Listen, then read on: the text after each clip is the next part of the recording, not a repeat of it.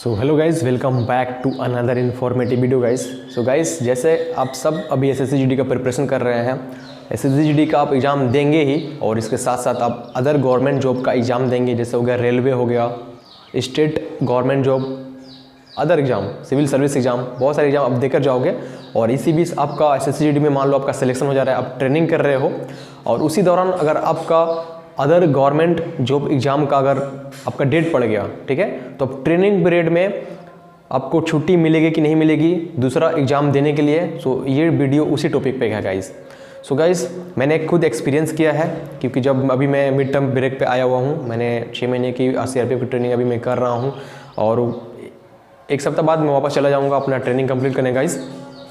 और training period के दौरान बहुत से ऐसे कैंडिडेट होते हैं जो अदर फॉर्म फिलअप करने के बाद ज्वाइनिंग कर लेते हैं और उनका उसी दौरान एग्ज़ाम पड़ जाता है गाइस। सो आप ये सोच रहे हो कि आपको एग्ज़ाम देने के लिए आपको बाहर छुट्टी मिलेगी कि नहीं मिलेगा गाइस। सो गाइस, छुट्टी ज़रूर मिलती है और इसका कुछ क्राइटेरिया होता है। अब बहुत सारे लड़के होते हैं जिन्होंने हेड कांस्टेबल मिनिस्ट्रियल का एग्ज़ाम जिनका पड़ा था, वो एग्ज़ाम देने गए थे गाइस। उसके साथ स्टेट पुलिस का भी एग्ज़ाम वो देने गए थे, उनको छुट्टी मिली थी। सो गाइस, आपको टेंशन लेने की कोई ज़्यादा ज़रूरत नहीं है।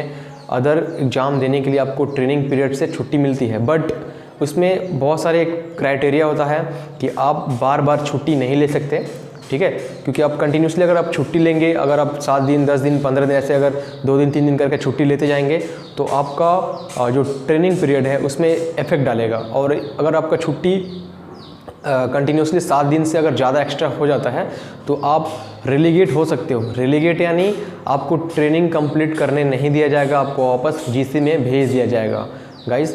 तो अगर आप ऑलरेडी मान लीजिए, जैसे मैं एग्जांपल दे रहा हूँ, अगर मान लो SSC GD का एग्ज़ाम आप दे रहे हो तो पहले आप रिटन का एग्ज़ाम देते हो, रिटन के बाद आप फिजिकल देते हो, फिजिकल के बाद आप मेडिकल देते हो। तो इसका जो एग्ज़ाम कंप्लीट होता है वो 3 शिफ्ट में एग्ज़ाम आपका कंप्लीट होता है, उसके बाद आपका ज्वाइनिंग होता है, ठीक है।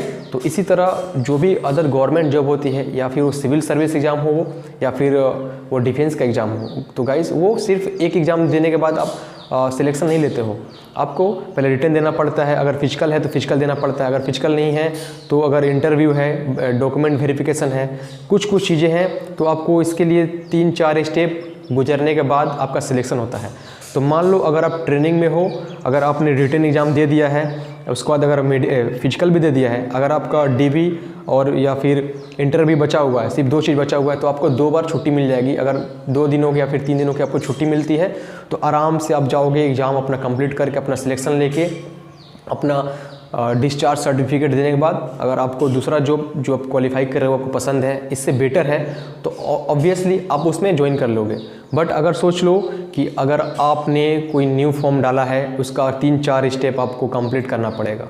3-4 स्टेप यानी कि 2-3 दिन आपको लगेगा रिटन में, अगर आप फिजिकल देने जाओगे तो उसमें 1-2 दिन लगेगा, अगर आपका मेडिकल है तो उसमें 2-3 दिन लगेगा, ठीक है, क्योंकि आपको ट्रेनिंग सेंटर से दूसरी जगह पे अगर आप जाओगे अपने से होम स्टेट में, तो अगर आपका डिस्टेंस ज़्यादा है तो जर्नी में आपको टाइम लगेगा।